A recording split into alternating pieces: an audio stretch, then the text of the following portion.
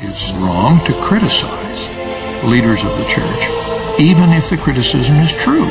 I have no doubt, on the basis of what I have studied and learned, that Mormons, including local leaders of our church, were prime movers in that terrible episode and participated in the killing. Some of them are a little darker, some of them have slant eyes. Pay, lay, hail. Pay, lay, hail. Pay, lay, hail. You beautiful girls, don't wander around looking like men. Put on a little lipstick now and then and look a little charming.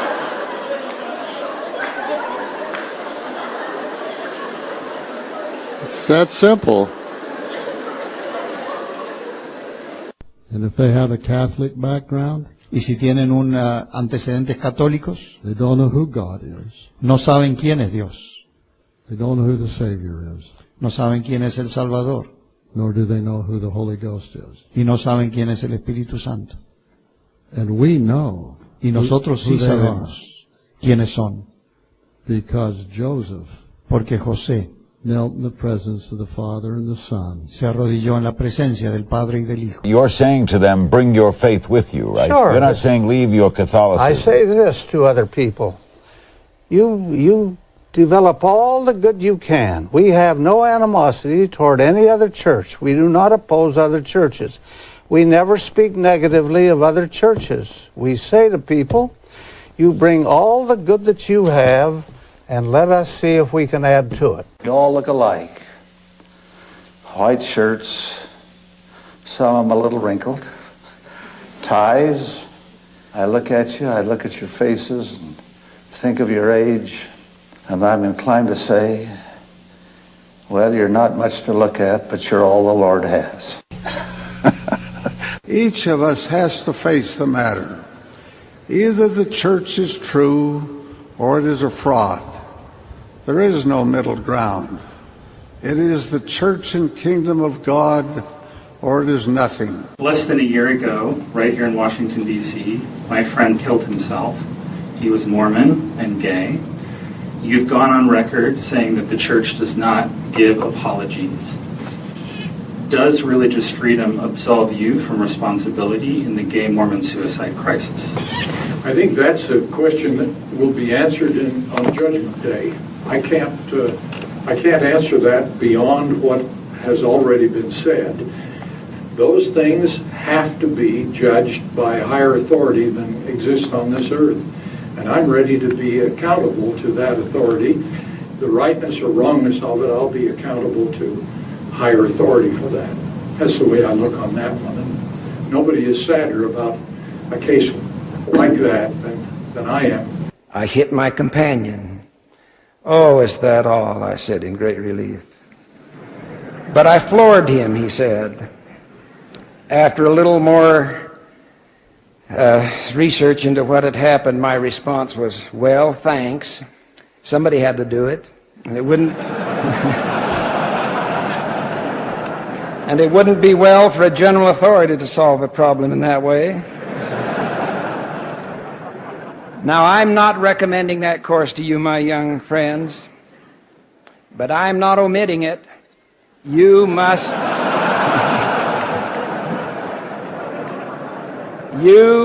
protect yourselves. Some suppose that they were preset and cannot overcome what they feel are inborn tendencies toward the impure and the unnatural. Not so. Why would our Heavenly Father do that to anyone?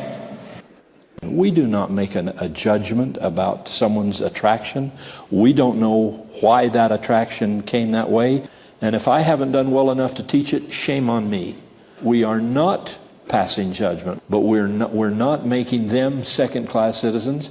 There are no homosexual members of the church. Marriage between a man and a woman is ordained of God. So we do not discriminate, and we are not bigots. My wife is afraid I'm going to hit her with a bottle of water. To do family history. That's why I believe the computer came into existence. That's why God revealed, and don't have to be a member of the church to have spiritual insight and promptings, the creation of that tool, the computer. And as soon as that surfaces for the purposes of God, what does the devil do on the left side? Oh, he said, you're going to play that game? I'm in it. I'll put on the internet filth. I'll put on ugliness. I'll put on spiritual destructive images. We'll call it pornography. It'll be awful. And anybody that goes there, I'll capture them. Dear brethren, we have reviewed the report of the financial operations of the Corporation of the President of the Church of Jesus Christ of Latter-day Saints. May each of us emulate the prophet Joseph's great example. He taught the truth. He lived the truth. He shared the truth. Bravo.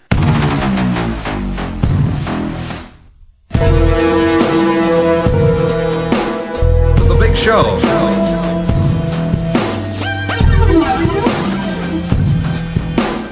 Some say that karma is a bitch. Some say that karma is a bitch. To The Big Show. Hey, original root boy, DJ Shaky, well done, John Black. Hey man, esa que quiero conocerla para que toda la noche ya conmigo pueda estar. Y tú, en busca de otra para ti, para que te divierta y podamos compartir. Río danzal, danzal, guayo, guayo. Río danzal, danzal, guayo, guayo. Río danzal, danzal, guayo, guayo. Guayo, guayo, guayo, guayo. Me acerco a tu cuerpo, nena, y te presto mi atención. Cómo mueves tus caderas, me pones en tensión. Me acerco a tu cuerpo, nena, y te presto mi atención. Cómo mueves tus caderas, me pones en tensión. Invita al combo de tus amigas, que la party se prendió, que vas al otro día. Que no tenga compromisos que cumplir, que la party hoy correrá por mí, oh sí. Libera tu cuerpo, sexy movimiento, es lo que yo quiero, baby. Libera tu cuerpo, sexy movimiento, es lo que yo quiero. Río danzal, danzal, guayo, guayo. Río danzal, danzal, guayo, guayo. Welcome everyone to EX-MORMON Live. This is the post-Pioneer Day show and episode number 334. Yeah, amazing, 334. Hopefully we'll be around 444 by the end of this year and closing in on 500. Anyway, how's everyone doing? You getting over your Pioneer Day hangover? All the Mormons are coming down today. You know, they were so up yesterday, they were so pumped, or not. Now today they're just like, oh God, you know, and they got to go back to work, and it's got to be a real downer. Anyway, as always, we are being broadcast live, that's right, from the Vatican and Mecca of Mormonism, worldwide, everywhere, all across the globe, thanks to TuneIn Radio. Thank you, TuneIn, you're awesome.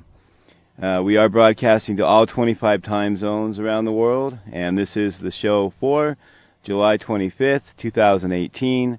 It is a Wednesday morning, and good morning, good afternoon, or good evening, depending on where you are currently located on the spinning globe that we call the Earth.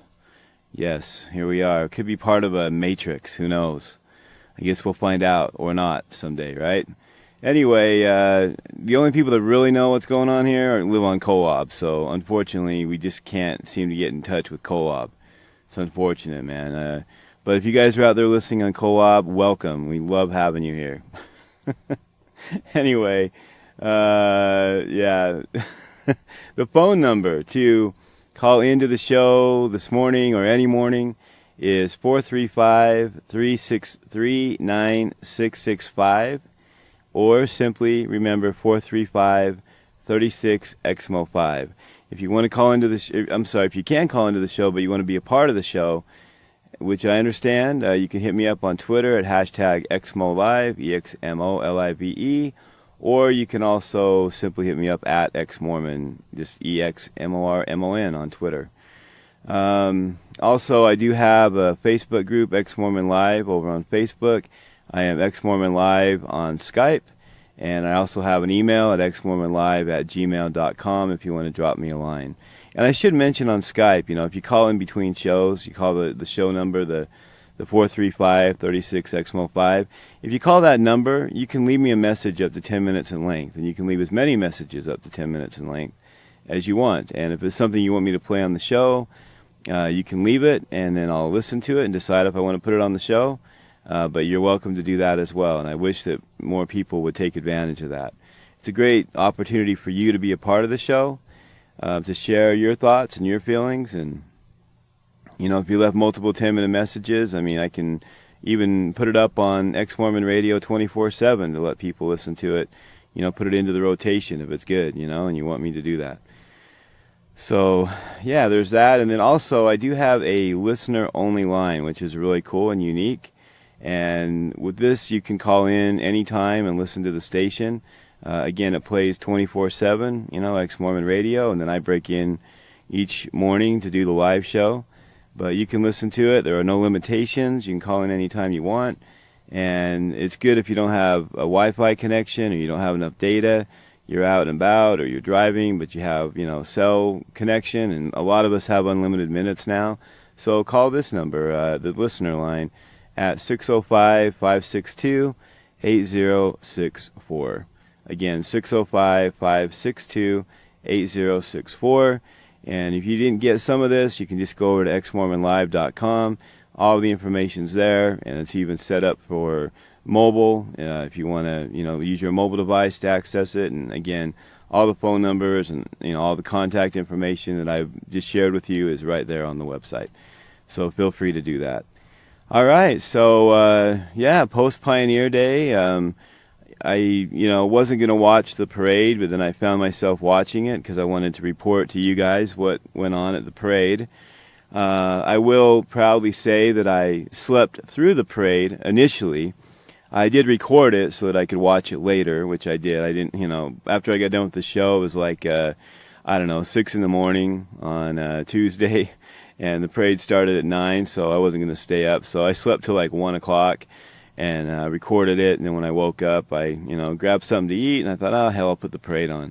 I wanted to at least, and what's funny is I had it playing while I was sleeping. And I heard them say, Ballard, because I didn't even know who I hadn't even looked it up to see who the Grand Marshal was going to be. It's always one of the 15 ass-postholes, one of the losers. And so I didn't know which one it was going to be, and so it was Ballard. And I heard that in my sleep. It kind of woke me up. I'm like, oh, fuck, Ballard, And then I heard them, talking to him, and I'm like, I'll just catch up to it later. And I think I actually turned it down and went back to sleep.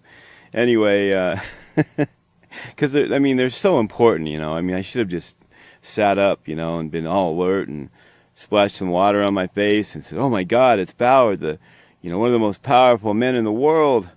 The president of the Quorum of the 12 Apostles of Christ, it should have just really shooken me up, but it didn't. Because the guy's a piece of shit and he's nobody. The rest of the world couldn't give a shit. And shockingly, I don't think most Mormons give a shit. I was really shocked yesterday. So what I'm going to do is share my thoughts on what I saw and heard, and then I'm going to play a couple clips. Actually, I've got a few clips for you I want to play. Last year, I just want to mention this. It's just kind of funny. And in this show, I'm just going to basically talk about Pioneer Day and the pioneers and the parade. But last year, the Grand Marshal was Dieter Uchtdorf, And, of course, this year, sorry, man, it's just sad to see how far the silver fox has fallen, sad or funny or whatever you want it to be. Sad in an ironic way. I'm not really sad. I couldn't give a shit. I think it's kind of funny that basically Nelson came in and said, "Hey, Dieter, fuck you, fuck dork," and then he tried, and then they had to go out of their way to point out how important he was, and that this new mission he had was even more important than being in the Quorum of the First Presidency, which is funny because if that was true, then what he's doing is downplaying the role of Oaks and Eyring, right? We've got Dallin Hoaks and we got crying Eyring, but we had such an important mission for Dieter Uchtdorf that we had to kick him out of the First Presidency in order to do this wonderful, amazing thing. Because Oaks and Eyring weren't as important as the Silver Fox, right? I mean, come on, give me a fucking break. I mean, they tried to, show how, just how much more important what he was doing was going to be than what they were doing. I mean, come on, man.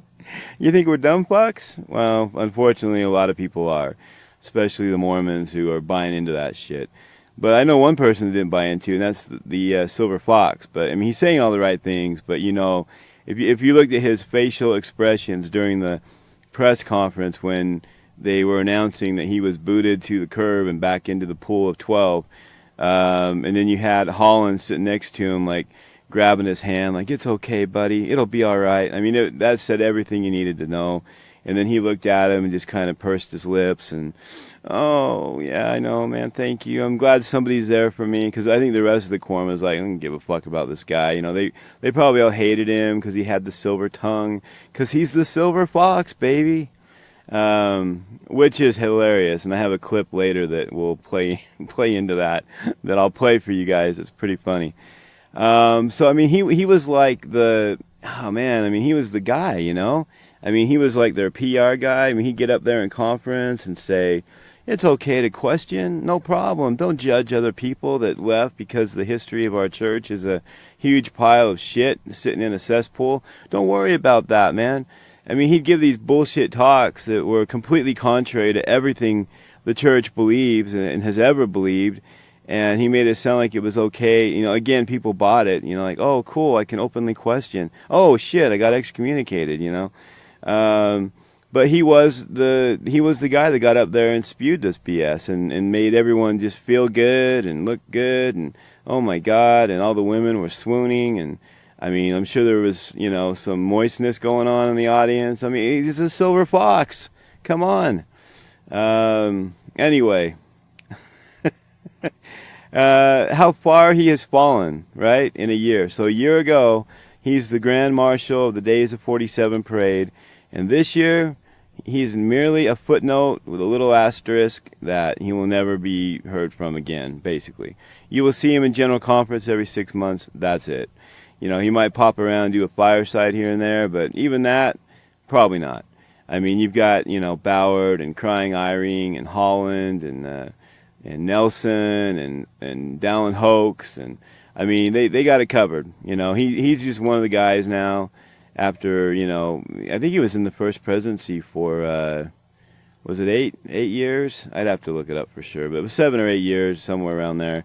I mean, the whole time that Monson, was the prophet of fraud. He was the second counselor. I'm amazed that they kept Crying Eyring, they kicked him to number 2. Anyway, that's not what I want to talk about today, but, so anyway, I wake up, I'm watching the parade. And they do a bunch of things before, and then it's time for Ballard, and they announce Ballard. I'm going to play the clip here for you. And I noticed something, and I had to rewind it and watch it back. Like, nobody in the crowd that was within camera view, gave 2 shits about M. Russell Ballard, direct descendant from Hiram Smith, all the way back to the beginning of the church. Mr., put on a little lipstick and stop trying to look like men. Mr. God created the computer, so Satan created filth and porn. Mr. Dumbfuck. Mr. We don't know we're dead when we die. We won't know because his grandpappy taught that, and he was an apostle, so it can't be wrong. I mean, keep your eyes riveted on us. I mean, they're never wrong. We have to believe everything they say. In a lipstick talk, he goes on to say you don't have to ever question anything in the church, anything they say. Everything's 100% accurate. People overlook that part of the talk. I play the whole talk. I mean, I had forgotten. But I was listening to EX-MORMON radio 24/7 the other day. I was out and about, and here I hear Ballard saying, hey, you don't have to ever question anything in the church. Anything we say, it's all right. It's all correct. And he's like, don't get caught up in that kind of thing. And, it's like, wow, I mean, that's a huge part. And he does repeat the phrase, we cannot lead you astray. Again, I mean, he said it many, many, many times. And again, like the one famous one in the BYU talk was "Keep your eyes riveted on us." I need to play that clip one night. I don't know. I think I have that somewhere, but I'll cue that up for another show. Anyway, no one cared. I mean, there wasn't. He's waving to the crowd, and all I could see was like the crowd to his right. They only really showed one angle. They had a camera guy out there like taking different angles and stuff, but they didn't show any of his footage. And the people on the street that were to his right, the whole time they were showing him, I did not see one person, not one person wave to him, not one person like respond or even care. They weren't even looking at him. Like they were looking around, they were fanning themselves, they were playing with their kids, they were, involved in something else. They did not give a fuck. The M. Russell Ballard, like the second in line to be prophet behind Dallin Hoaks, was there. I mean, it was just amazing. I was like, wow, what is happening here? Like nobody cared. And I used to go to the parade every year. My dad would go down early. He'd put out our chairs for us, and how people do. Like, we didn't stay overnight. We never did that crazy shit. I mean, it's probably fun for some of you, but it was never something that we wanted to do. But he would go down, and he worked in Salt Lake, and so he would be there early in the morning. So he would go and put out all of our chairs and stuff and get it ready for us. We always sat on the shady side of the street. Why people sit on the sun side, I have no fucking clue. But we would always sit smartly on the shade side so that we weren't sitting there with the sun beating down on us the whole time. But anyway, yeah, it was amazing. I mean, it really was to watch him driving by. They announce him, as the guy, the Grand Marshal, M. Russell Ballard, and nothing, man. I mean, there wasn't even a heartbeat going on, and I was just like, wow, what the fuck happened, man? I mean, and I think again, it just goes to show what I've been saying for the last almost 3 years now on this show, and I mean, especially that they're losing their grip, they're losing their power and their control, and like people just don't give a shit anymore. I mean, it's really, really amazing. I'm more and more amazed every time I see something like that happen because, wow, I mean, that is something. I'm just like, my God, do they realize that they have totally lost all power and all control? Anyway, I was just verifying, let's see, Mormon seniority here. Let me just look this up real quick. But he appeared to be oblivious to it, of course, because they are oblivious to everything. But imagine, you think that you're like, like the second most powerful man on the entire planet, that you work directly for Christ, that you're like, you're fucking pumped. I mean, you're the guy. You're the Grand Marshal of the Mormon Days of 47 parade. You're a direct descendant from the original Smith family, and no one gives a damn. By the way, yeah, he is third in line. It's been a while since I've thought about that, but yeah, it's Nelson. I'm sorry. He is, hang on a second. What am I talking about? He's second in line. Oaks is third. So he is next in line to be prophet. If Nelson kicks the bucket, God help us all. I mean, Ballard will be the prophet, and no one cares. I mean, so again, that's even more reason for people to care, isn't it? I mean, but they don't. Let's see. So we've got Nelson, and we got Ballard, then it's Oaks, and then Eyring, and then it would be Holland. And then the Silver Fox, Dieter Uchtdorf. So Uchtdorf is, sixth in line. Pretty good chance that ain't going to happen when you've still got, Eyring and Holland. And I mean, Holland for sure will probably become the Mormon prophet of fraud at some point. But anyway, yeah, so I don't know, man. I'm going to play the clip here, but people just didn't care. They just kept doing whatever they were doing. What I was going to say is when I was younger, and I can tell you even as, far back, I mean, not that far back, but 5 years ago when Dieter Uchtdorf was the Grand Marshal, the crowd went crazy, man. They were all waving at him, and if I remember right, last year they did as well. I couldn't find a clip from last year. I think I have it recorded from last year, so I'll have to pull up my own recording of it. But it doesn't appear that anybody posted any video of him from last year, but I'll keep looking.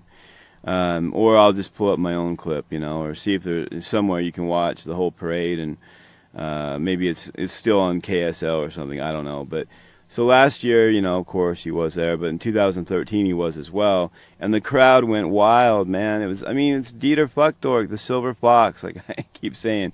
But this year, it was a dud. But what was amazing is Ballard was also the Grand Marshal in 2016. And I have an audio clip from remarks that he made back then, but I didn't look that clip up to see if the crowd did anything. I was more interested in this year and how nobody cared. So anyway, with that being said, let me just go ahead and play the original audio from that.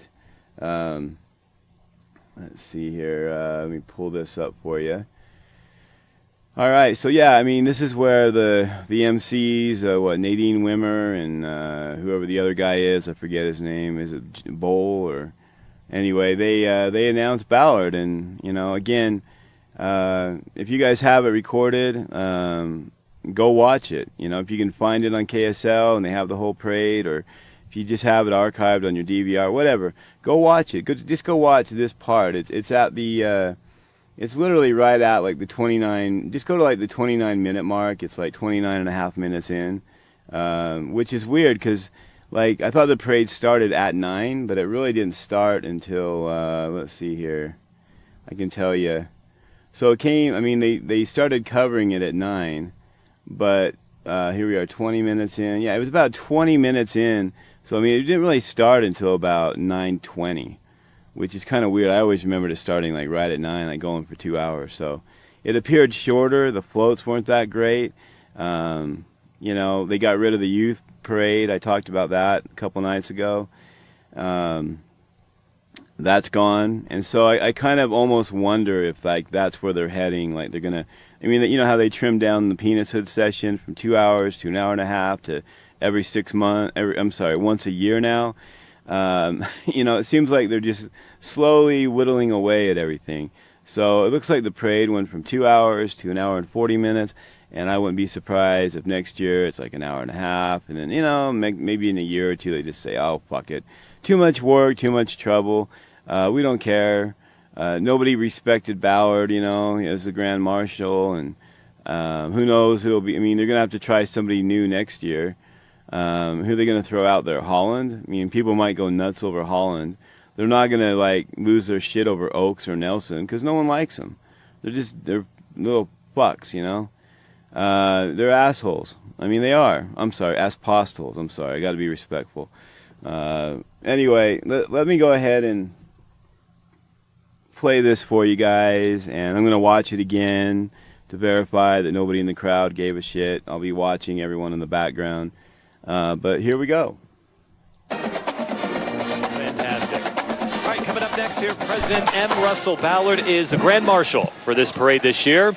He has served as a member of the Quorum of the 12 Apostles of the Church of Jesus Christ of Latter-day Saints since October 6th, 1985. He was set apart as acting president of the Quorum of the 12 Apostles by President Russell M. Nelson on January 14th. Of just this year. Dave McCann visited with him at This Is the Place State Park in the home that once belonged to President Ballard's great-grandmother, Mary Fielding Smith. Again, I did not see one single person. I saw a couple people looking. I saw nobody waving, nobody responding. He's waving to everyone. He's smiling, and no one gives a fuck. It's great, man. It's beautiful. It shows how little people care about these guys. They used to be rock stars, man. They'd show up to the parade, and this is their parade, and no one cared. It's great, man. It's like you throw a parade and no one cares. All right, here we go. You can hear this bullshit that he's going to spew. He shared some sound advice on how to make this holiday more meaningful. The one thing you would like every Utahn to do this Pioneer Day? I would like every Utahn to put your arm around someone who just needs to know that you love them and you care about them. Unless they're gay, of course. If they're gay, fuck them. Excommunicate them, gut their lives, treat them like shit, drive them to depression and suicide. Don't hug them. Get away from them. They're dangerous. It's contagious.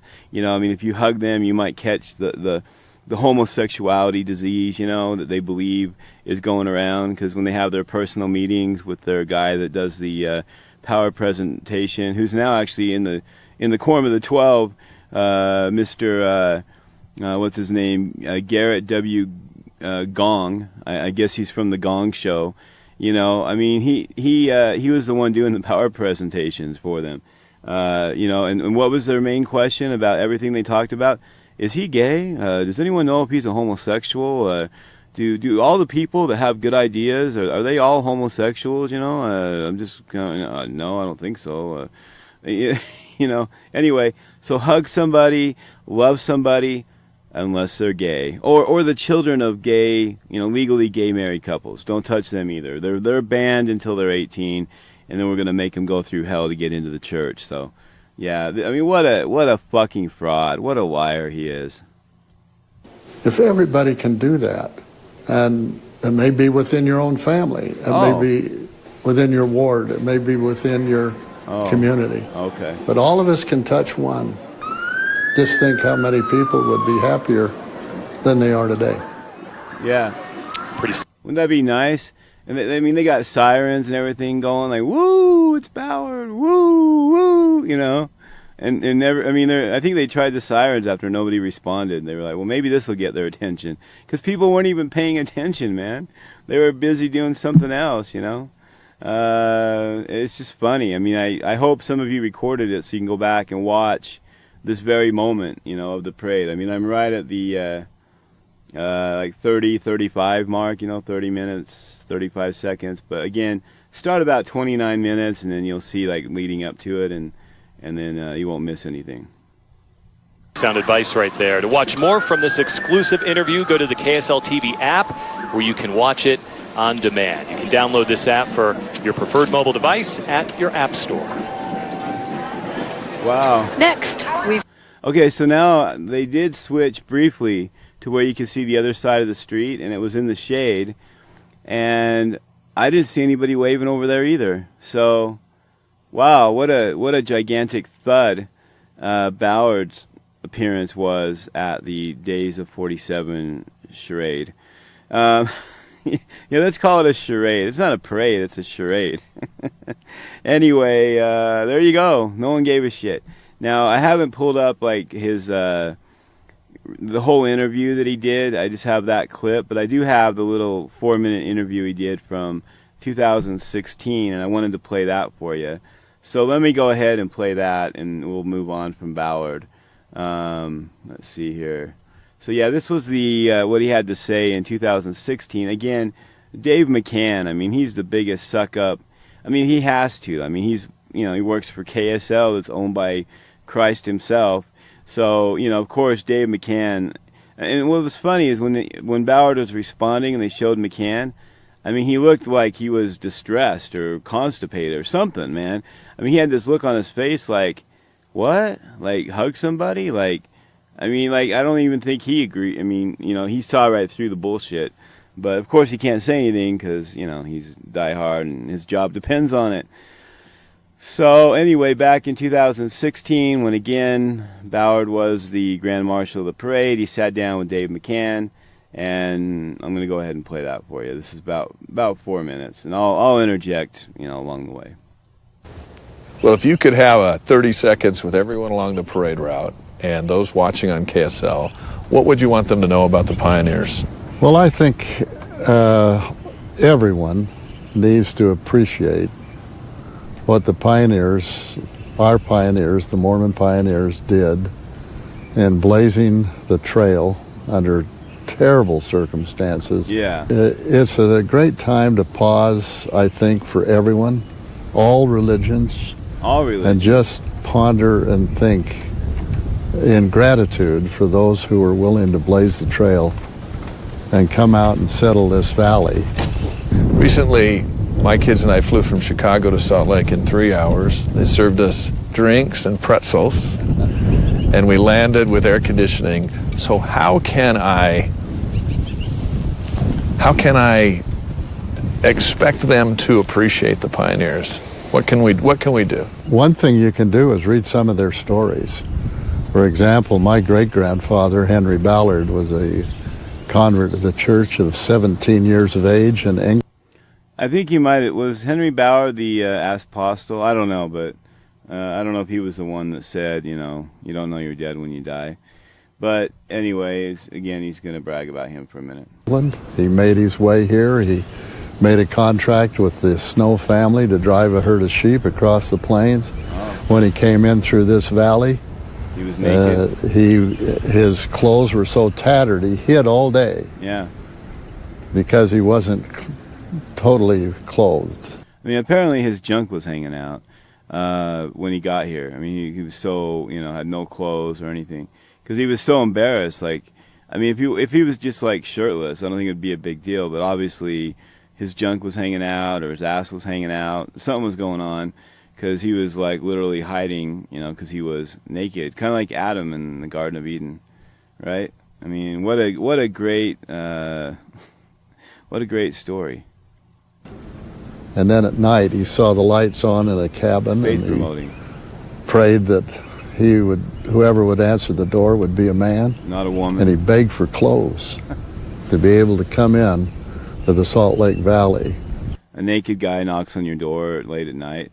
Hey, can I get some clothes, man? I just came across the plains, and please don't let your wife see me. Oh my God, I'm naked, But then again, they were polygamous, and they liked to be naked with as many women as they could. So I don't know what was the problem.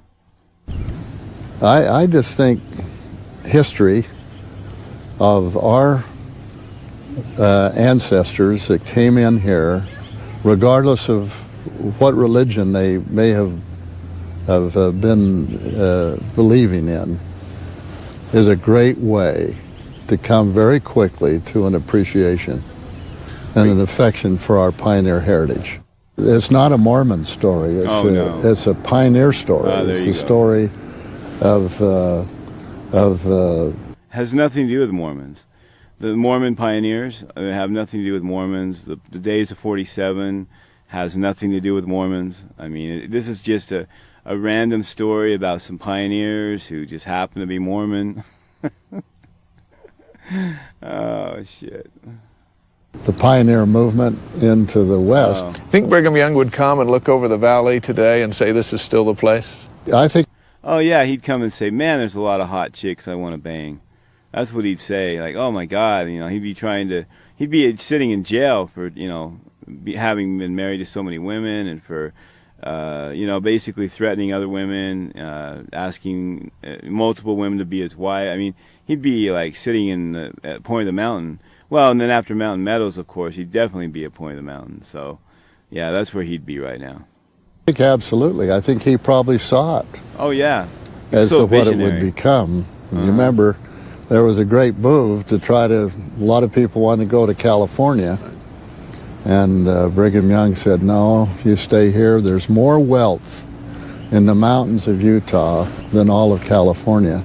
And I guess, according to the most recent statements, Utah is one of the most prosperous states right now in the entire Union. So yes, it's still the place. I think Brigham Young's smiling. Yes, Dave. Considering all the calamities in the world, what lessons can we learn from the pioneers which will kind of help us from freaking out here in 2016? Well, I think the most important thing anybody can learn is the spiritual inner person being at peace. Okay. The world can fall apart. Unless you're gay. The world can have lots of troubles. Or the children of a legally but gay if married an individual is at peace within themselves, if we just be good people and try to be nice to each other and help each other. Be nice. Help. Then... And condemn gay people and apostates and those who question and don't believe in this bullshit, or that criticize the leaders of the church when you can't even criticize them when it's true, according to Oaks. Inner peace will see us through whatever may be ahead of us. Elder Ballard will be the Grand Marshal for the Days of 47 parade tomorrow morning here in Salt Lake City, and watch it right here on KSL TV at 9 a.m. And how are you supposed to have that inner peace when, you know, you're, say, an apostate or you're gay, you don't believe in the church, or you're questioning the beliefs, and all your family and all your friends are tied to the church, and they're all condemning you. The bishop's calling a court on you because you publicly questioned the church, or you are, openly gay. How the fuck are you supposed to have inner peace? You can't. And that's what's leading to the depression and the suicide that's going on. It's absolutely horrific. And this motherfucker's going to sit here and talk about everyone should have inner peace, and that's going to get you through, and you're going to be okay, and be loving and kind, and give people a hug, he's now saying. But, again, unless you're an apostate, unless you're gay, unless you're a Mormon feminist, fuck you, get out of here, I just can't believe that people are buying it. But again, I think less and less are buying it. So that's good. That's really good. That's why I'm going to keep pounding this drum and doing this show, so we can continue to expose these guys and their lies and their fraud. That's why they hate me. That's why they hate this show. That's why they listen to this show. They're obsessed with me and this show, and all of you that are listening and calling in. There's no question. I'm going to do a show on this, but there's no question that they have people that are assigned to follow us, to keep track of us, to listen to the show, to know what's being said. There's no question that they're recording every episode, to keep it in their archives for I don't know what, but maybe at some point they plan on trying to come after me. Good luck. I have the freedom, I have constitutional rights to express my opinions about you, and there's not a goddamn thing you can do about it. So go for it. Come get me. Anyway, yeah, so there you go. That was him from 2016, and you heard him in 2018. Meanwhile, they have this gay hate doctrine, right? They're even banning children. They're going after children, babies, even little tiny babies, infants that were just born. They can't get a name and a blessing out of these motherfuckers. I'm just saying, and the reason that I would care is because the people that they're doing it to still believe in the church. They still, for whatever crazy reason, they still believe in the church, and so that's what's causing them to be depressed. And then it's causing, a rift in the family where you've got the straight mother and the gay husband, or vice versa, and then you've got kids in the family. Some have already been baptized, now the other ones can't get baptized, and then they go to school, and all their friends are Mormon and baptized, and they're wondering, why aren't you baptized? Well, I can't get baptized because my mom's a lesbian, or my daddy's gay, and they're in a happy relationship. Oh, shit, wow, I don't know if I want to be your friend anymore if, your parents are gay. It's created so many fucking problems. And then they keep saying, oh, we love gay people. We love them. We want them to be a part of the church, and we just want them to help us, and they mean so much to, oh, bullshit. And we're going to donate $25,000 to affirmation just to prove how much we love the gay people, and we're going to throw our support behind, loud, live loud, or what is it, loud love loud, whatever, man. The concert, with Jeremy Wren LDS, who just can't get enough of their support and their understanding and their money or whatever. Who knows what they're doing. But, he talks about how he's still in touch with the church and everything's great. It blows him away how supportive they're being. This guy doesn't have a fucking clue. Meanwhile, the doctrine is the same. I'm going to keep saying it. The doctrine has not changed. The doctrine is the same. If you're a gay married couple, your children are banned, and you're considered, that you have to have a mandatory court, and that you're worse than rapists, attempted murderers, child sex abusers, etc., etc. You are pieces of shit. So Ballard doesn't want you to get a hug. Ballard doesn't want you to have inner peace. He wants you gone. He wants you out of his hair, man. He wants you, that's why I don't believe that they care about any of the suicides. Not even a little bit. Not even a tiny little bit. In fact, they are encouraging the suicides by continuing to have their gay hate doctrine. And we got to keep reminding everybody of this. We just can't let their bullshit and their PR win. You know, the gay community as a whole seemed to buy it, you know, in the church. Like, oh, it's so wonderful. But I think, you know, I just hope that we can help open eyes and spread this more and more and let people know the reality of what's happening. I mean, I would rather that they know now than have false hope for the next 2 years and then realize nothing's changing and then get depressed and commit suicide. I mean, the sooner you can know, the better. Then you can move on. You know, you got to move on. You got to realize that they're not going to change. They don't give a fuck about you. I'm sorry, they don't.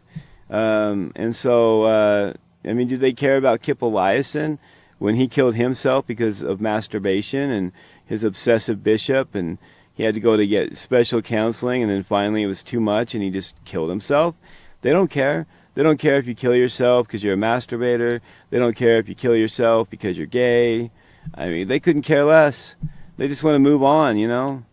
And they want people to believe that they actually love everyone. Anyway, it's disgusting. It really is. I mean, it's just absolutely appalling. So now, what I wanted to play now for everybody was, let's see here. Let me see if I've got this other clip ready for you. You know what? I think I have it on. Hang on just a moment here. Yeah, let me go ahead and play it. Now, this is really funny because, like I was telling you guys, when I, you know, kind of transitioning here back to the Silver Fox, you know, when I, like I was saying, you know, when I went to the parade, it was like they were rock stars. Everybody loved them. And so this is back in 2013, where, I mean, the climate has changed dramatically in the last 5 years. You know, a lot of people resigning, and they estimate, 90 to 100,000 people a year are resigning. I mean, that's a lot. I mean, we're talking over 1 million people. We're talking billions of dollars in tithing. That's all been lost in the last, you know, decade, 12 years. I mean, over 1 million people probably resigned. And those are just the people that officially resigned. That doesn't count the people that have just stopped going and don't give a fuck anymore, right? So, anyway, I found this clip from Dieter Uchtdorf when he was the Grand Marshal back in 2013, and when they announced him on the parade route. This is somebody that was actually in the crowd recording. And listen to the crowd go wild. You know, listen. I mean, it's amazing. I really hope I can find a clip of him from last year to see if the crowd went nuts. I know I have it recorded. I have it archived, so I'll find it at some point and see if I can get that clip for you guys. But in the meantime, I wanted you guys to hear this. And again, this is Dieter Uchtdorf from 2013. It's kind of loud, so I'll try to adjust it on the fly here. All right, here we go. To this, from the office of the First Presidency, it's President Uchtdorf. There he is, waving his cowboy hat. Everyone wave hello to the Silver Fox this morning. Good morning, Silver Fox. Oh, man. There he is. Let me just back it up again here real quick. I mean, it's the Silver Fox, everybody. Say, wave to the Silver Fox, baby. Here we go. They're clapping, cheering. I mean, listen to the crowd. They're going nuts, man. Bodyguards. Everyone wave hello to the Silver Fox this morning. Good morning, Silver Fox. Oh, my God. Everybody wave to the Silver Fox. Good morning, Silver Fox. I mean, it's kind of funny, like, they didn't announce him as, you know, like, the big man, but he was the Silver Fox. I wanted to, let's see here. It's really interesting, because he had, let's see here. How many bodyguards did he have? Let me just back it up here a little bit and take a look. 1, 2, I thought there were 4. Let's see here. I'm going to mute it so you don't have to hear it again, but I just want to watch it and just see, verify. Yeah, he's got 2 bodyguards. No, 3. There's 3 bodyguards, 2 on each side, 1 in the back, you know, protecting him. But he's in a convertible. with his wife, and he's got a cowboy hat, and he's waving the hat and just waving it. And then there was another car behind him, so you had the bodyguards, and then you had another car. But it's really interesting with Ballard. There were no bodyguards, so but there is a vehicle behind his vehicle, a plain vehicle, which probably has the bodyguards in it. So if anything, anyone tried anything. But the truth is, no one even realized he was there. Nobody gave a shit. So, why have bodyguards when no one even cares, right? I mean, but how would it be, why do they have bodyguards? I talked about that couple that was serving over in Nicaragua, and they had bodyguards, and I'm thinking, wow, wouldn't it be nice if the missionaries had bodyguards? I mean, they're working in dangerous areas like Tipitapa, and they have no bodyguards. The guys come out at night drunk with machetes. They talked about that. It was like every night they were roaming the streets with machetes, and one guy had a gun held to his head, and I'm thinking, wow, they don't get bodyguards. I didn't have a bodyguard. Why should anyone get a bodyguard? Do it for everyone or do it for no one? I mean, why would this missionary couple be more important than the average little missionary? It's again, it just shows how they believe that they're so much better than everybody else. Anyway, so so there you have it. The Silver Fox was alive and well in 2013, and then again last year. And I'll try and find that clip for you. But this year, no one gave a damn. So, and again, I really need to find a clip of Ballard from 2016 to see if anybody cared about him. Let me just look up. Let me just look real quick and see if I can find it. Ballard Parade. Let's just see what comes up. I'll put 2016. Let's see what I can find here, if anything. Nah, I mean, again, no one probably gave a shit back then either. So it's got to be, I mean, do they realize that no one cares? I don't even know if they're aware of it. Let's see here. And what else is amazing is, like, I'm looking at just like a photo still of a talk that he gave. Let us think straight. It looks like it might be a BYU talk or something. I mean, empty seats everywhere. Like when I watch the BYU devotionals, which will probably be coming back in September, the weekly devotional.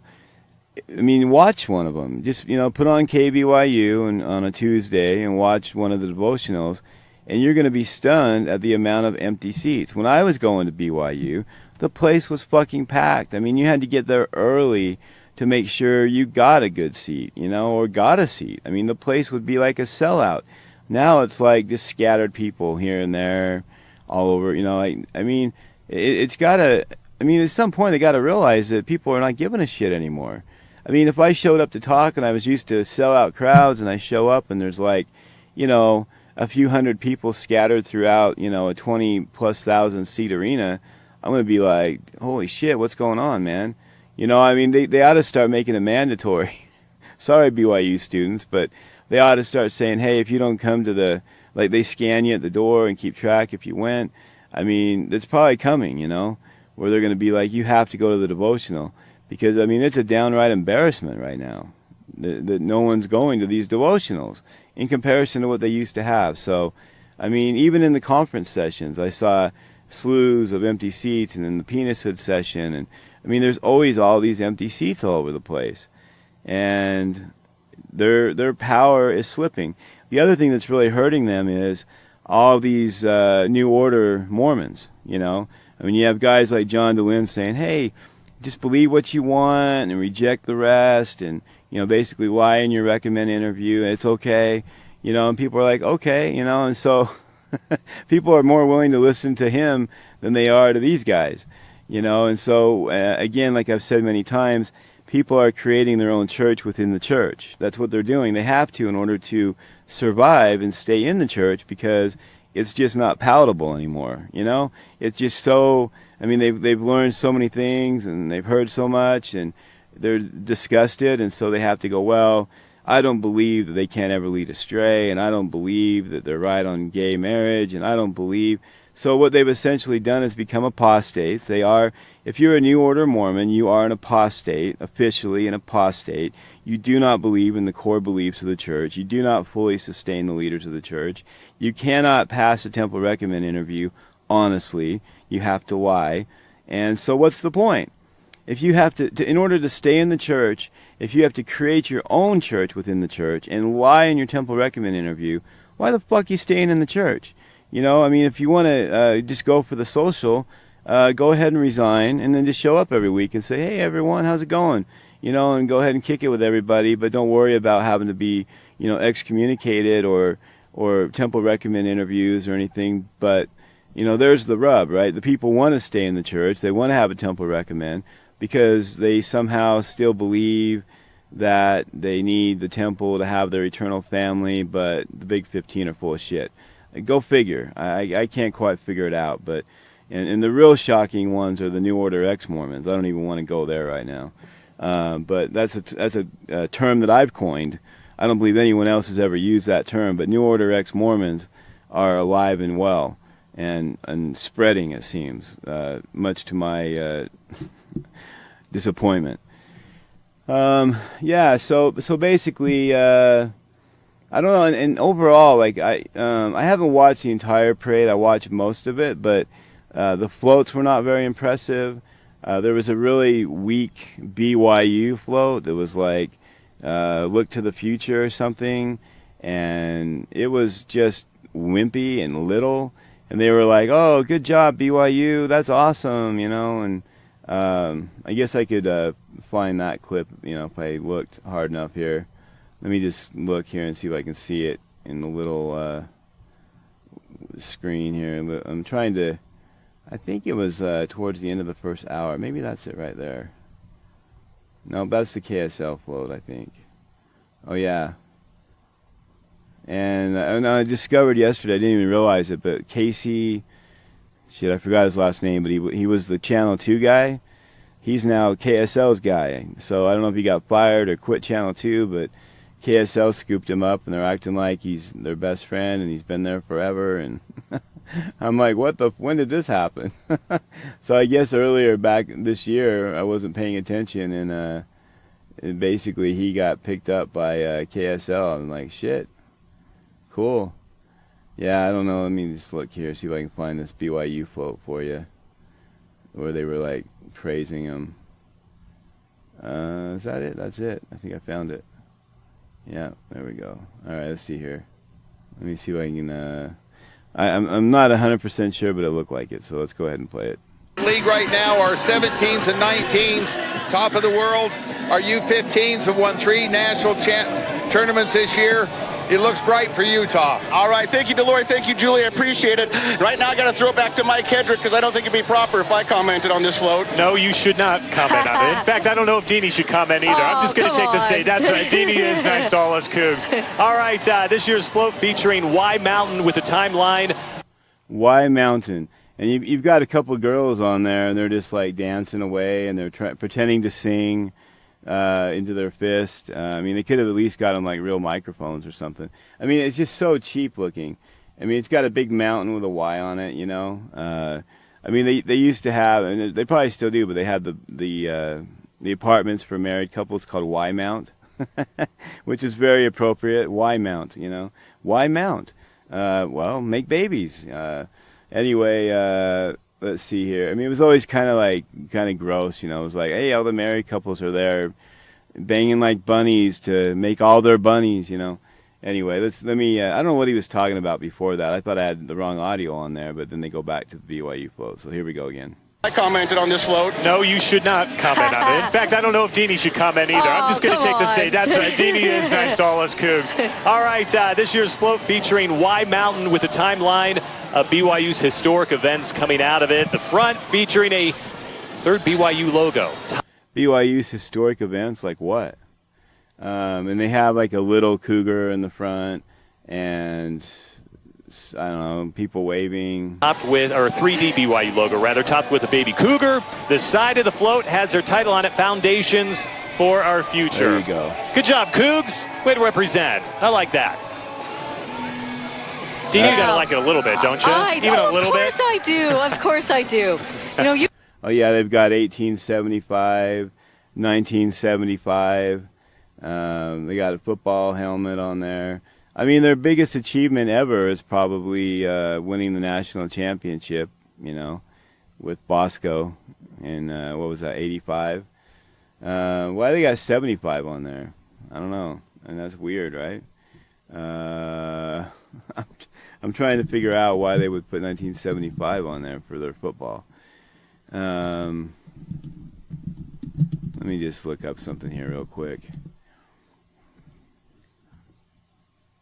I'm sorry, it was 84. I can't believe I forgot that. I was such a huge BYU fan.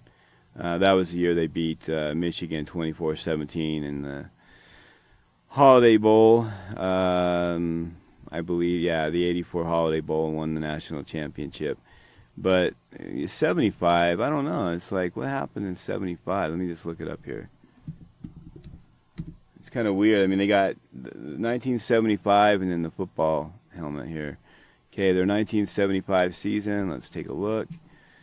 Wikipedia's got us covered here. Well, let's see. They lost their first 3 games to Bowling Green, Colorado State, and Arizona State. Then they won 3 games, and they lost to Arizona. And then they ended the season losing to Southern Mississippi. So they ended up with a record of 6-5. And it doesn't look like they went to a bowl game. So, unless that was a bowl game. No, November 29, no. Non-conference upcoming, no. So yeah, I guess they're promoting a 6-5 football season. I have no idea, man. Oh God, I mean, maybe the 1975, like right above the football helmet and the football have nothing to do with anything, but it was just bad placement. But yeah, go ahead, look up their 1975 season. Boy, it was great. It was awesome. They ended up losing their final game 42-14. Isn't that awesome? They did beat Utah that year, 51-20. But they, I mean, to lose at home to Bowling Green, I mean, oof, ouch. I mean, maybe they were a powerhouse back then. I don't know, but I've actually been to the modern Bowling Green football stadium, and it's an embarrassment. Anyway, yeah, I was working in that area, and I'm like, oh, Bowling Green, I'll swing by. I'm like, oh my God, it was like worse than most high school stadiums, you know. All right, so anyway, on that note. Utah's higher education, we've got great institutions. Yes, we do. Yes, we do. And they're excited and happy to be there. All right, this one. I don't even know what the girls on the float are doing. Like 2 of them on the front are waving to everyone, and the 2 in the back are dancing, doing crazy dance move. The one has a scarf on her head. They're, you know, again singing into their fist. I mean, it's just weird, you know. I guess they're just having fun, just having a good time. But I don't really know what they have to do with anything, you know. Wow. Let's see here. That's amazing. what a beautiful float. And again, it's a pretty cheap float. So anyway, that's about that on the parade. You know, again, it wouldn't surprise me if at some point they just bag it, and the outrage would be incredible. But who knows? I guess we'll see what happens. All right, so where are we at here? Yeah, so I wanted to just talk about for a minute the pioneers. You know, I mean, since it was Pioneer Day, everyone talks about the pioneers, like, you know, hey, it was all wonderful and everybody came here, you know, except for Ballard telling the story about Henry Ballard, you know, showing up with something hanging out, you know, and having to hide till nighttime and praying that a woman wouldn't answer the door. I mean, you would have thought he would have proudly walked up to the door with his junk hanging out and said, hey, baby, you got some clothes for me, and maybe we can bang in the meantime. I mean, why not, right? Let's see here. Oh, my husband wouldn't like that. Well, that's okay. In fact, you want to be my wife? Well, I'm already married. I don't give a damn. Who cares? You know, marry me too. Let me steal you from your husband.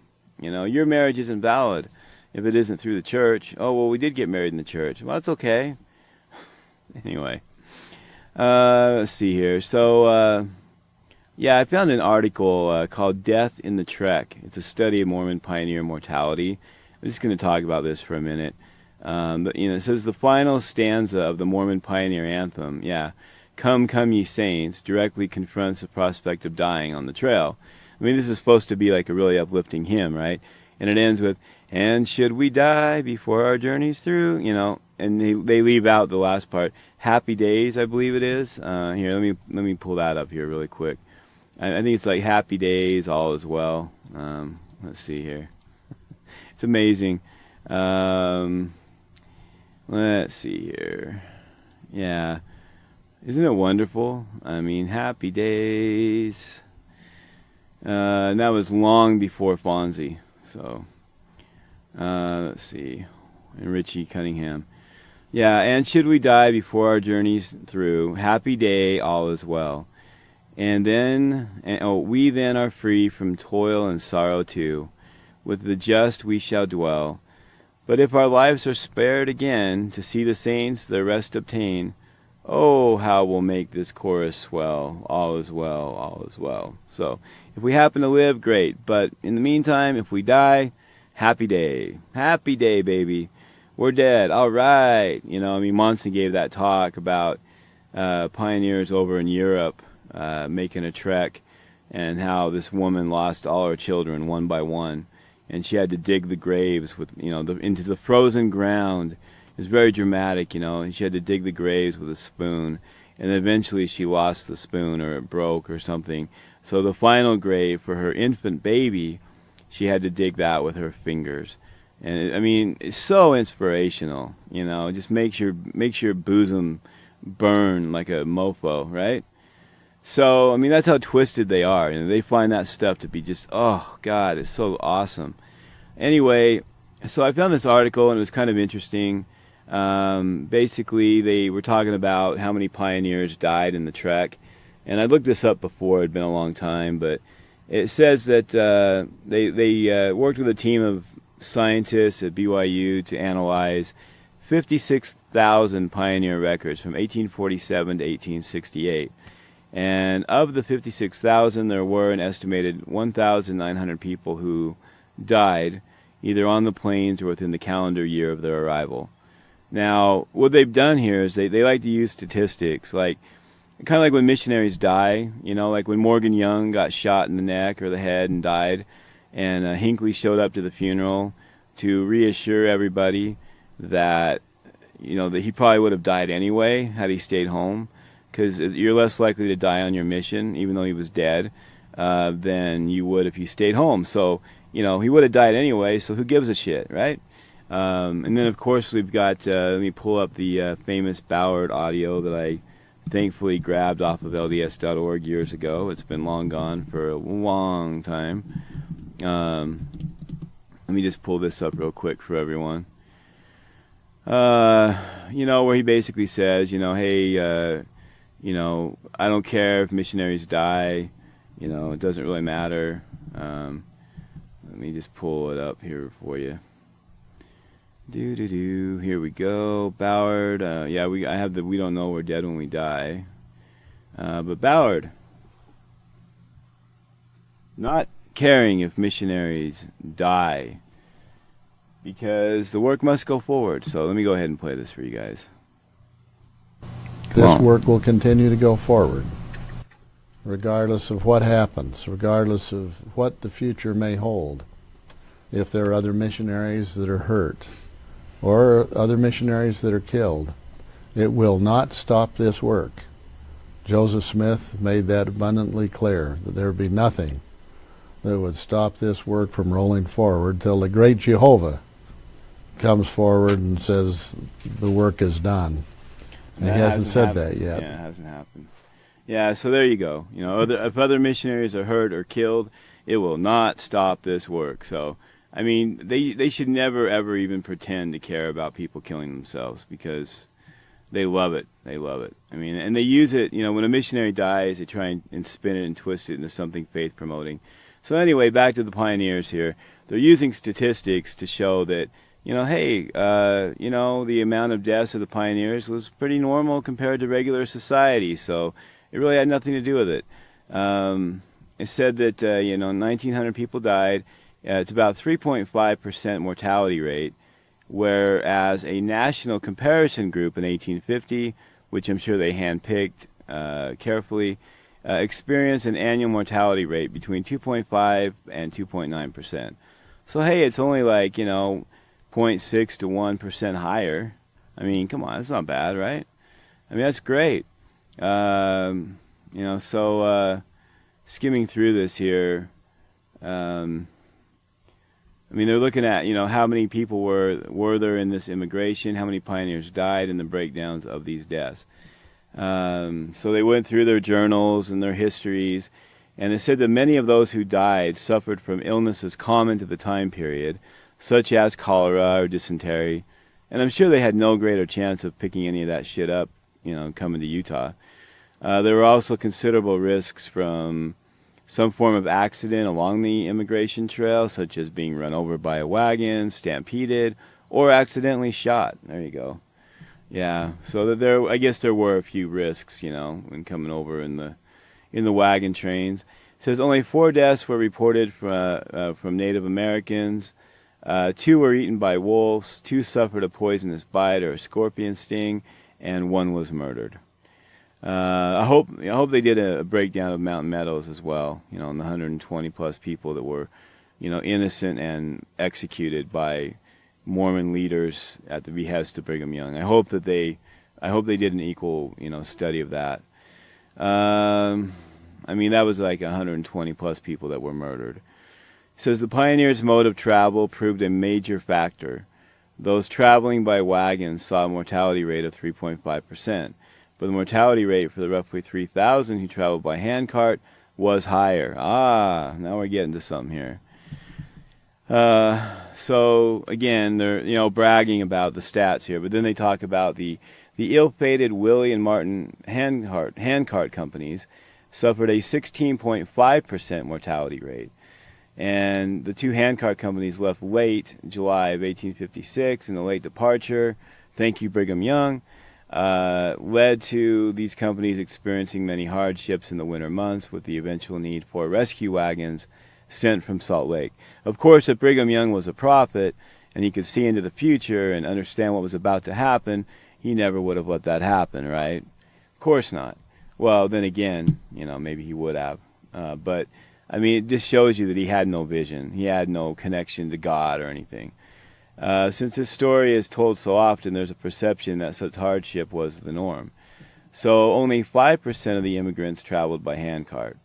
Of those, only 5, but they were people, and a lot of them died.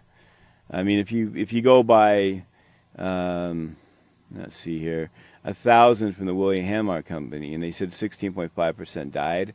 So that was like 165 people out of 1,000. It's a lot of people. That's more than Mountain Meadows. Brigham Young had a lot of blood on his hands. Anyway, it says, not counting the Willie and Martin companies, pioneers that traveled by handcart experienced a 4.7% mortality rate. So let's go ahead and take out the Willie and Martin company, since that was 16.5%, and now we're down to 4.7. So getting better here. But he said if you take out the Willie and Martin company and you look at the mortality of those in handcarts compared to pioneers traveling by wagon, the mortality is still much higher. Yes, no kidding. All right, so gender breakdown is quite balanced. There were 26,615 females, 28,306 males. In conjunction with the balanced number of females versus males, their mortality rate is also quite similar, with females at 3.6 and males at 3.3. Half of the immigrants were under the age of 20, and the mortality rate for this age demographic was a surprisingly low 1.75%. But they were younger and they were more resilient, And then it talks about pioneer babies fared better than expected on the trail, given infant mortality rates at the time. They're not sure about the cause, but one possible explanation is that some expectant mothers chose to wait to make the journey. Yeah, that would make sense. Anyway, just kind of interesting, to look at that. So, a lot of people suffered and died, and they like to brag about that, to make a big deal out of it. And there you go. And then they have a big parade to celebrate it, but you don't see them, talking much about the people that died. So I thought I would discuss that. And Demon and I have talked about that before, many times here on the show. And again, they like to say, well, there was only 1,000 that had to, in the Willie and Martin Company, and, it was only 16.5%, So, again, it's like life just seems to be so meaningless to them, as long as they survive. I mean, Brigham Young, he got here safely in his nice luxury, wagon. He had plenty of food and water and warmth and blankets, and, they weren't going to let that motherfucker die, but he didn't care about other people that died. But then why would he? When he was preaching blood atonement, blood-curdling sermons from the pulpit at the tabernacle, why would he care about anybody dying other than himself? Because he didn't. He ordered the execution of innocent people. It's pretty clear. There's enough evidence out there now to say that he ordered the massacre at Mountain Meadows. So, when he's at the pulpit preaching, interracial couples should receive death on the spot and have their heads cut off, and, blood atonement and all that. This was not a man that cared about other people's lives. So, anyway, yeah, on Happy Pioneer Day. So, there's a lot of death and suffering that came with it. So they just like you to believe that it was all, just wonderful, everyone playing tiddlywinks on the way over, and just a lot of fun and kumbaya, baby. But there were a lot of people that suffered and a lot of people that died because of Brigham Young, both Mormons and non-Mormons, sadly. Anyway, interesting, right? But yeah, another Pioneer Day is come and gone, so I just wanted to cover it for you guys. I'll watch the rest of the parade and see if there's anything else that I want to report on, and I'll try and locate, when I get a chance, I'll try and locate the parade from last year to see if people were still going nuts over the Silver Fox. And I can't seem to find any audio of Ballard from 2016, but you know what? I know I have that parade on recorded as well in archive, so I'll try to look those up for you guys and see what I can find. I'll have to do some searching on my external drives to locate them, but I'll also look online and see if anyone might have posted them as well. That would save me a lot of time and trouble. But anyway, yeah, so that's it, folks. I just wanted to cover the parade on this particular show and talk about it, and I'll be back again, tomorrow morning at 1 a.m. And we'll just keep talking about something else. There's always something going on, but Pioneer Day is, the Mormon group orgasm heard around the world. Everyone gets fired up. But then again, they used to. But it appears that maybe that excitement is waning. And again, the quality of the parade is waning. One of the main things that they kept showing over and over were the police officers doing their little formations on their motorcycles. And it is pretty impressive, but there should be a lot more highlights than that. And they kept talking about their mustaches, and I guess the one group, they all have matching mustaches or something, and so they were talking about that, and it was like they were really reaching, they had to really reach to find something exciting. And then you have the BYU float that was a total joke. You're like, wow, Anyway, I don't know, man. This stronghold or stranglehold they have on the state of Utah continues politically, but it seems to be waning otherwise. And I'm really happy to see that. I'm glad that they don't really realize it. But, the more people pull away, the more people resign, the less power and authority they have. And that is great news for a Mormon-dominated state like Utah. It's wonderful to see it. They've already lost their foothold, if they ever had one anywhere else. All around the world. If you take out Utah and Idaho and maybe Arizona, take out those three states, maybe Wyoming, kind of. But like here in the West, in this vicinity, if you take that away, I'm going to do what they do. Hey, if you take away the Martin Handcart Company, then it was only 4.7%. And you would have died anyway. More likely you would have died at home or on the track. So it doesn't really matter. You would have died on your mission or at home, but you went on a mission and died. So at least you died there, and now you can go to the celestial kingdom, right?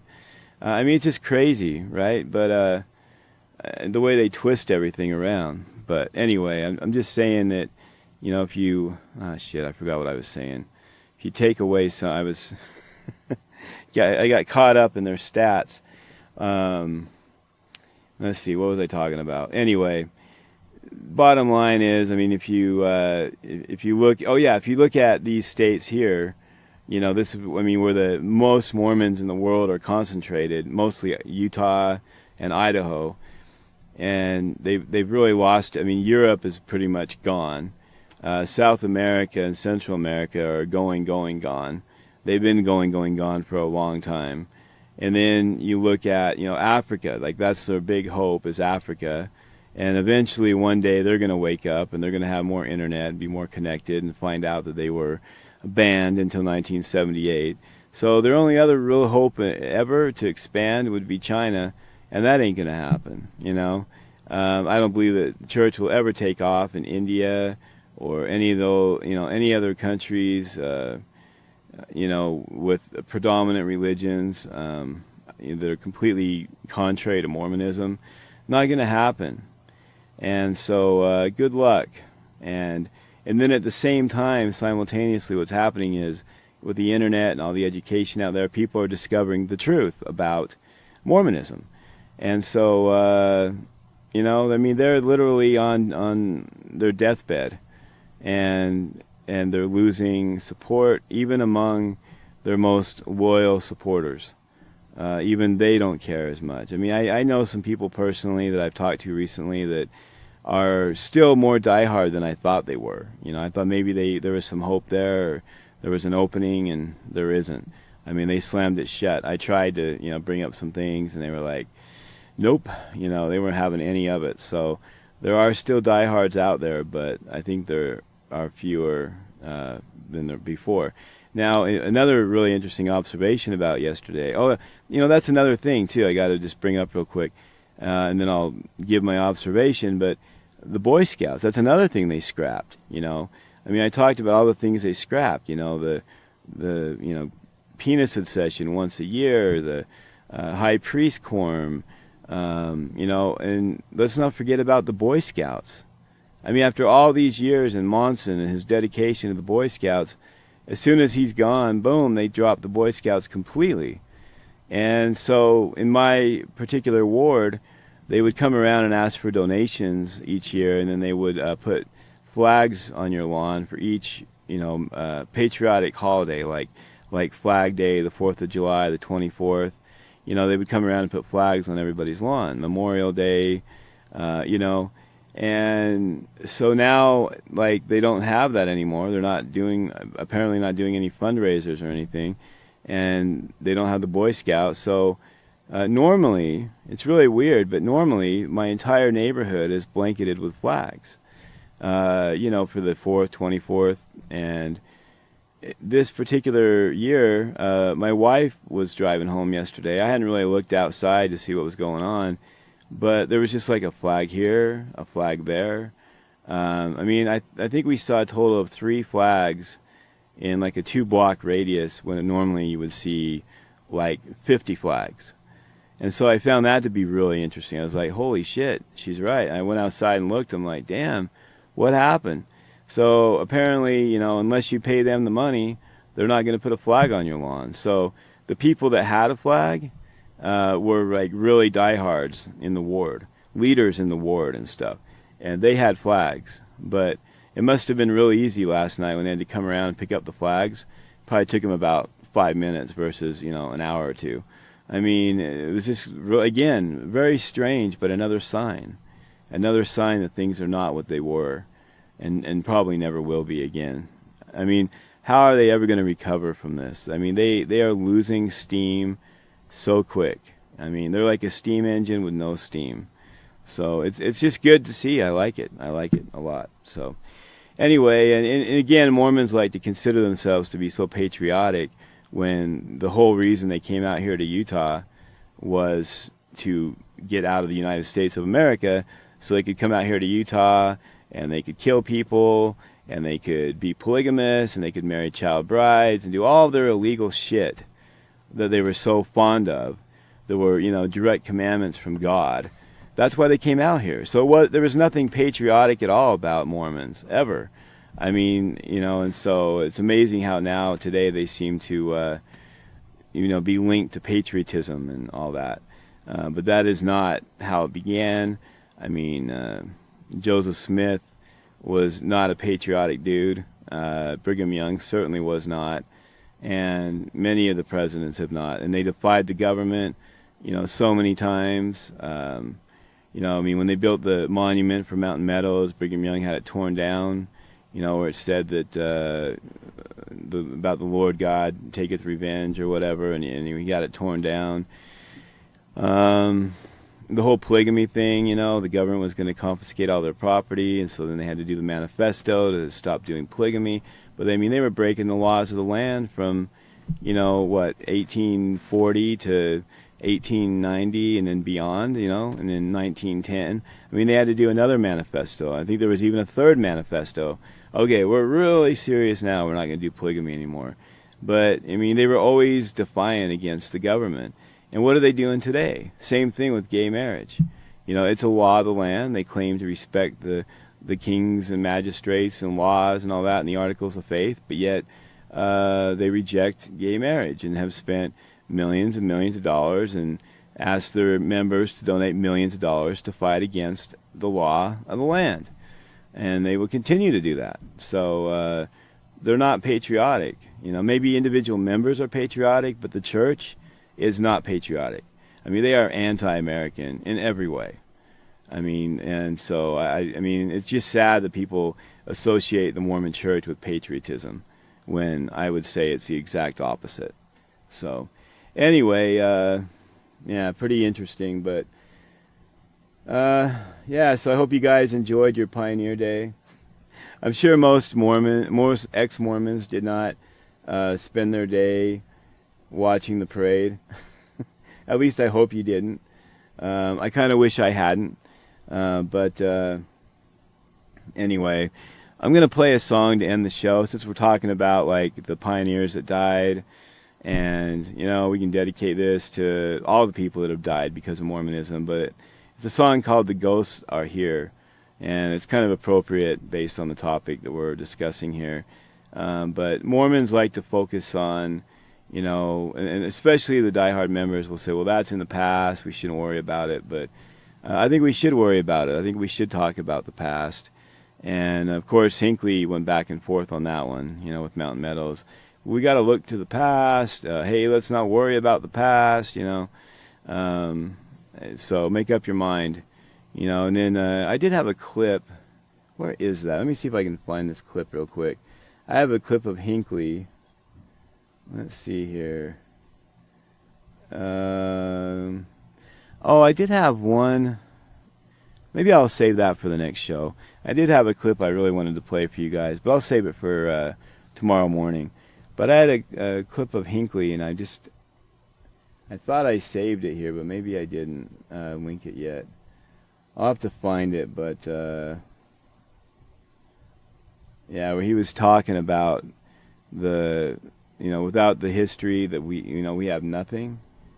What the hell is that? Let me just look real quick to see if I have it handy. Doesn't look like I have it there. But, Hinckley talked about, the history of the church and how, without that history, they have nothing. Let me just Google it here. Yeah, we have nothing here. I actually came across the audio the other day when I was going through all my files. And I know I've got the clip here, and I might even find it for you guys. Let me just look here real quick. See if I can locate it. Let's see here. Let me see what it's really perfect for this show because,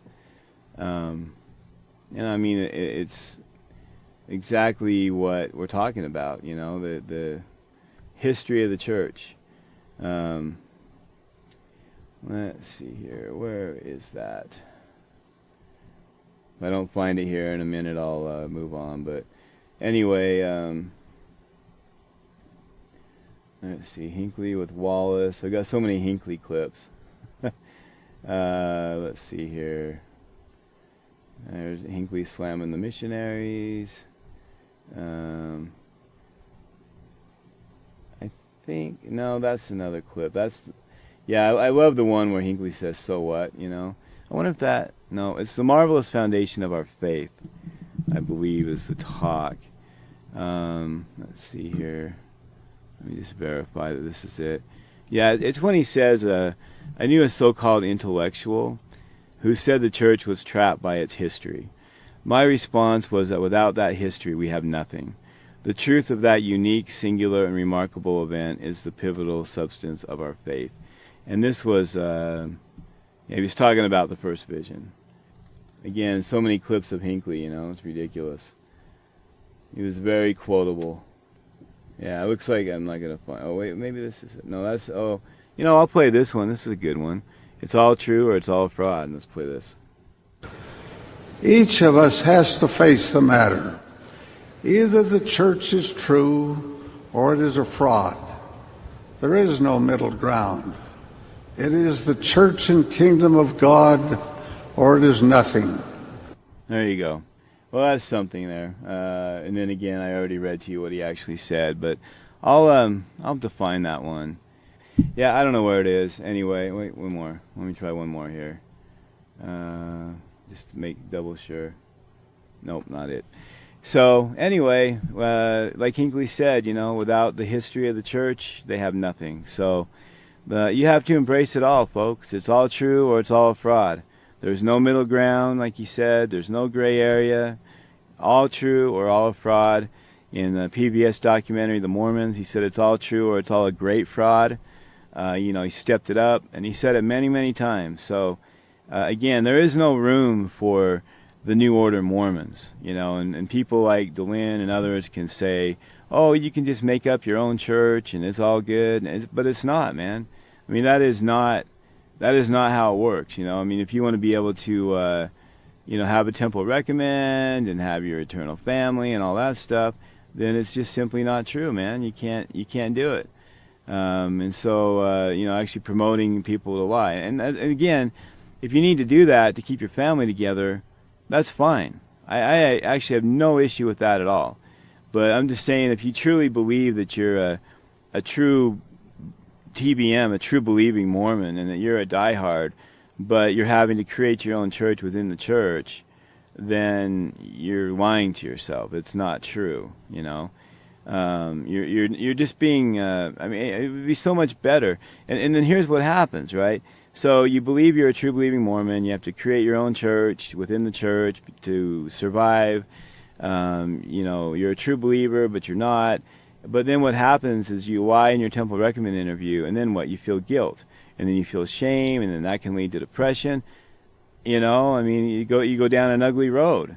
The church loves to talk about the slippery slope. Well, there is a slippery slope too if you're not being honest with yourself and you're having to lie to get through your interviews, because eventually that's going to get to you. I know this firsthand because I used to lie about masturbation because I felt, after I was basically, asked at the age of, 11 years old if I masturbated, and my dad was a bad dad if he hadn't taught me how evil it was, I knew at that moment that it just wasn't right that they asked me that. So I made a promise to myself at that age that I would never confess it ever, because it just wasn't right. I even knew better then, somehow. But I never told my parents about it. We never talked about it because it was still a shameful thing. So what happened is I continued to masturbate during the years, during my mission, and I always had that guilt and shame, but I had to try to convince myself it was between me and Christ. So I'm assuming that's what a lot of people out there are doing. They're lying to get through the temple recommend interview, and then they're convincing themselves that it's okay because it's between you and Christ. But let me tell you, it takes a toll on you.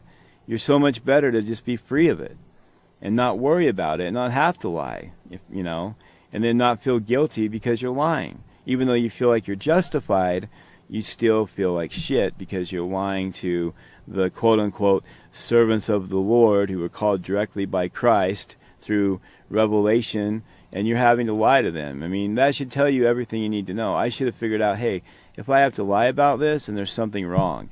So if you have to lie about anything in order to survive in the church, there's something wrong. I mean, and this is for those that haven't figured out that it's a fraud, I mean, again, if you have to lie to get through to keep your family together, lie all day long. I mean, I have no problem with people lying to Mormon leaders, none at all.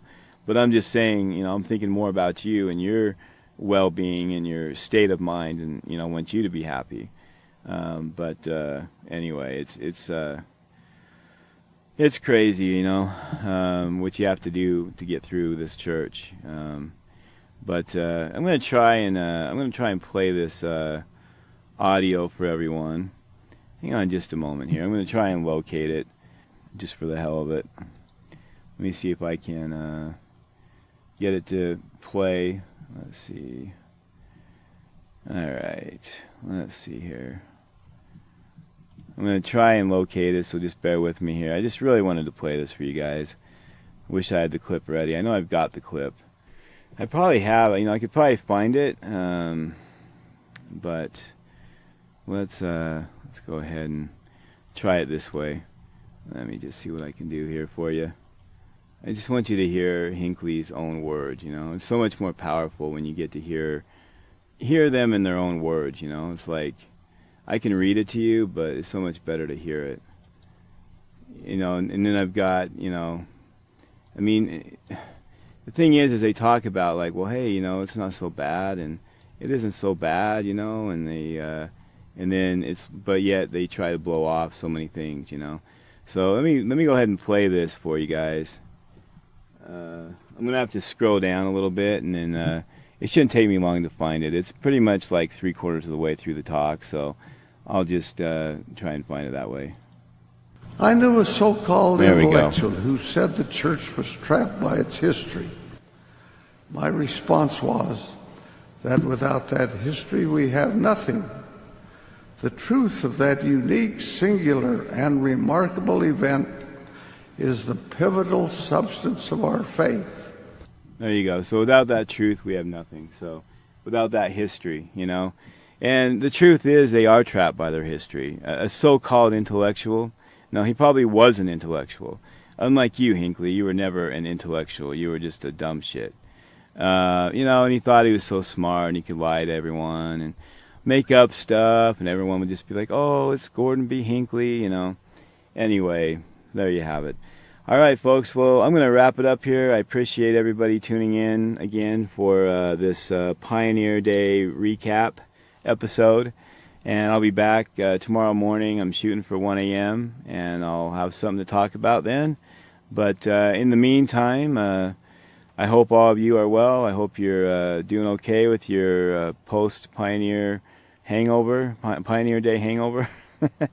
I'm sure a lot of the Exmos are literally having hangovers today, because you probably have to, drink to numb the pain of Pioneer Day, all the memories and thoughts and all that shit that you have from all the years of celebrating it with your family, right?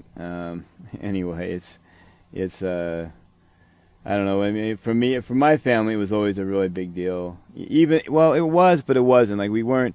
Again, my parents were converts, so it was never camp out overnight. I guess some people camped out for 2 days. It's like, good Lord, man, no, thank you. And they had a segment on KSL yesterday of like games that you can play, and so they picked out this family and they were showing them all the different games they could play. And I don't know, I guess I've just lost my, maybe I would have thought that was fun or cool years ago, but whenever anything to do with the parade and Mormons, and I've just lost my desire to like look at anything as fun, I guess. And plus they took away all the good things. So again, let's just kind of recap what's been taken away. Back, Hinckley took away the road shows, he took away They used to have the videos, that were uplifting, and they took those away. Took away missionary homecomings and farewells. I'm sure I'm going to miss something, but more recently they've taken away the high priest quorum. They've cut the penishood session from, 2 hours to an hour and a half to once a year, which is actually a blessing, because that is like, but it used to be they'd brag about what a tradition it was and how wonderful it was and how great it was, and you go with your dad and all that, and they just keep taking away things. Oh, now they got rid of the youth parade. Home teaching. Huge home teaching gone. Nelson is literally, he's picking up where Hinckley left off years ago, and he's just continuing to just gut the church. And again, that's good, man. At least you don't have I always look at home teaching as the Mormon Nazi spy program. They're coming into your house, you're asking people personal questions, people, they report back to the bishop in some cases. No thanks. So again, a good thing, but it's something, I guess what I'm saying is, and it's probably a good thing too, but they're taking away the things that Mormons love.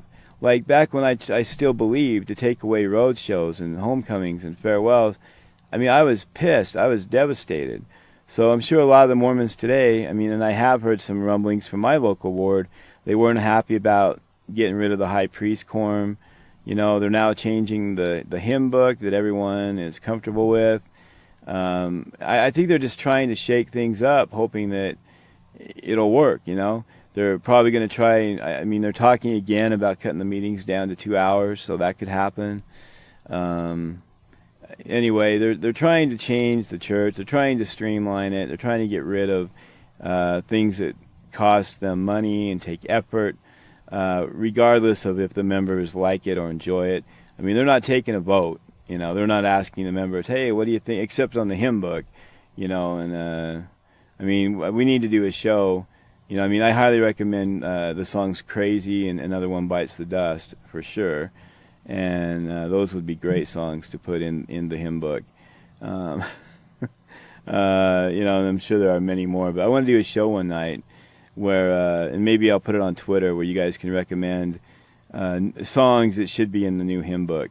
Like modern day, like rock songs, whatever it might be, like what they should put in their hymn book, and then we can tweet them to, at LDS Church on Twitter. That would be pretty funny.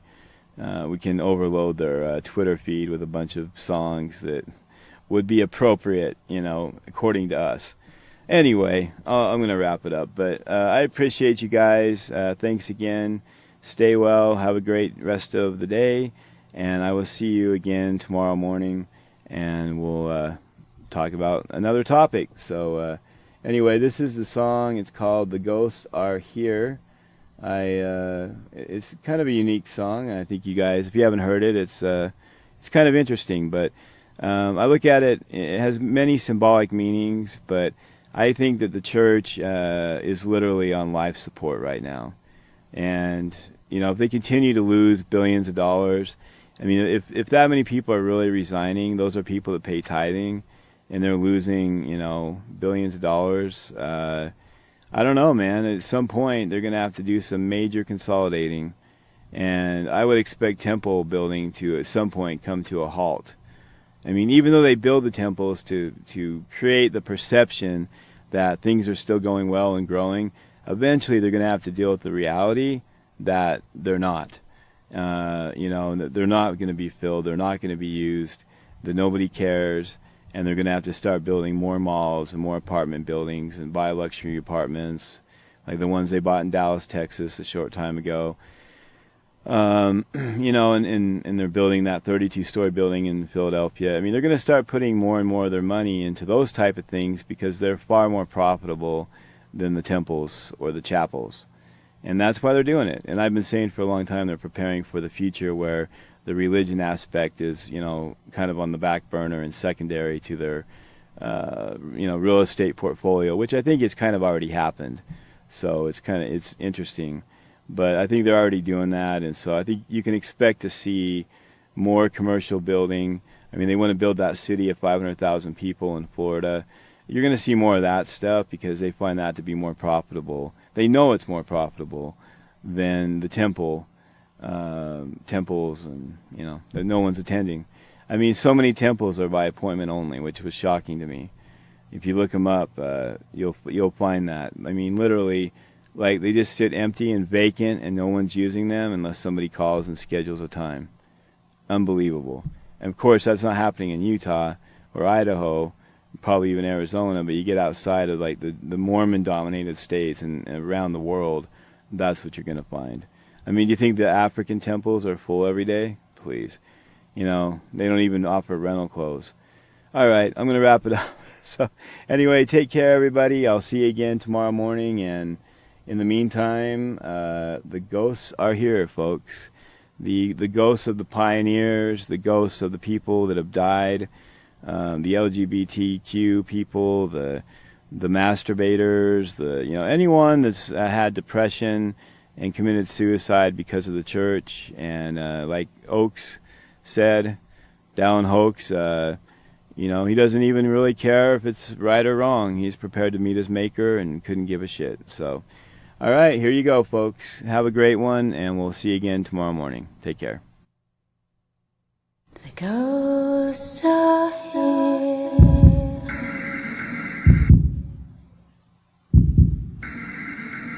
The ghosts are here, needing to be fed with answers to the questions of the restless dead. There are dark thoughts circling in my head.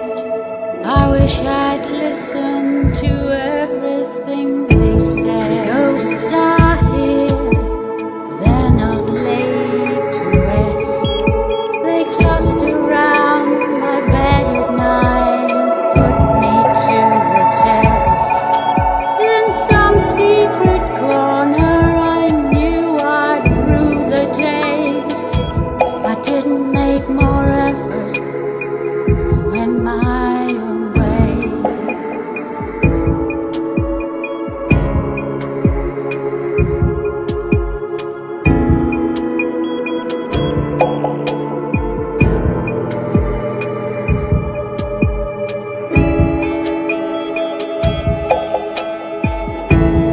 Ghosts are here with their gift of guilt. My failures sewn together to make a shabby quilt.